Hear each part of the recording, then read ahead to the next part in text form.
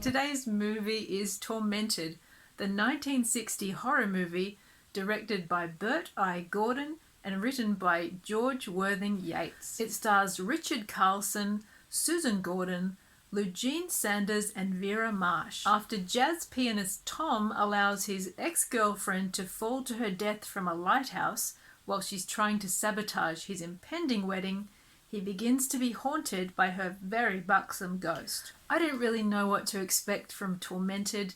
My friend Wayne recommended it to me and he said that he found it equally wonderful and terrible, so I was intrigued. And I found that it was like a drive-in movie. And there's nothing wrong with a drive-in movie if that's what you are in the mood for.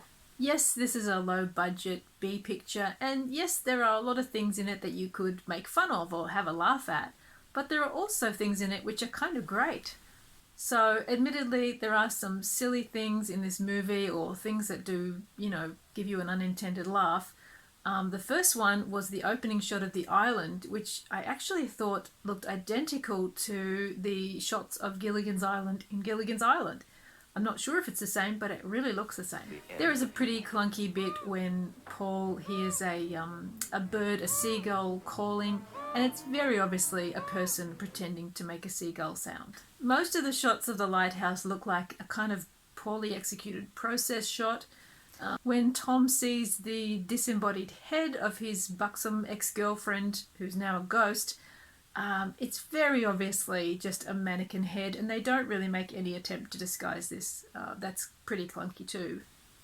The other pretty clunky thing in the movie is the way the dad character, Tom's fiance's father, is redubbed. He's redubbed by a great voice actor, but it just adds another clunky note to the film.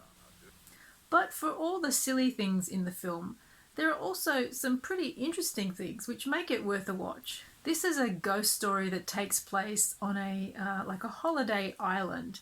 So it's a ghost story that takes place a lot in the beach in the summer with people who are dressed in bathing costumes and bikinis. And I can't remember ever seeing a ghost story in this setting before. The moment when Tom is being haunted and there are two apparitions of his buxom girlfriend on the stairway, I thought was actually very well executed and quite effective.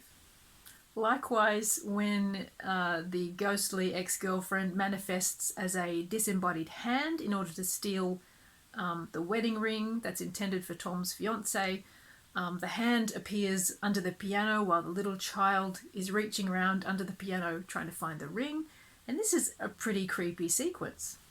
The child actor in it, Susan Gordon, I think she's the daughter of Bert I. Gordon, the film's director, is really good, and I do remember seeing her in other things, I think Twilight Zone and other episodic TV of that era, but she is a really strong performer in this film. But the best bit in this film for me was the wedding scene when the ghost appears at the moment when the priest asks if anyone has any reason why this wedding should not go ahead, and the ghost kind of sweeps through the church, and all the flowers in the church just wilt in the ghost's wake. And this is a really startling effect, and I thought it was brilliant. If you can suspend your judgment about the sillier aspects of this film, or if you can actually enjoy them, like I did, the story and the setup are actually pretty good, especially with the characters of the little girl and the blind older lady. The setup with these characters is actually quite unusual, and the story works really well. It's very tight, very economical, and it's effective. Likewise, the film's score is very effective. Because Tom is a jazz pianist in the film has got this very jazzy score, but in the final climactic showdown in the lighthouse, they also bring in the motif of chopsticks, which the little girl had played earlier, and I thought it was brilliantly effective. Equally, the final shot is really original and something I haven't seen in a horror film before. It's to do with the way the bodies are posed. I'll just leave it at that because otherwise it might spoil it for you.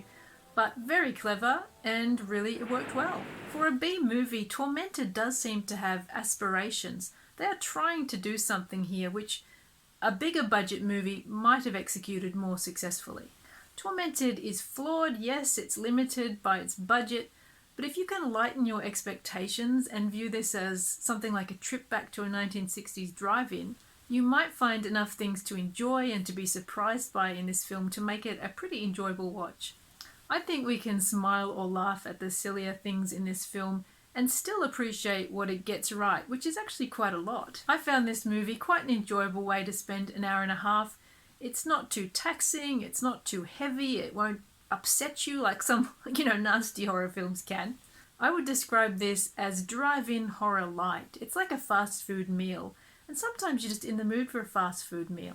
Thank you so much for watching today, and I hope I'll see you next time. Bye.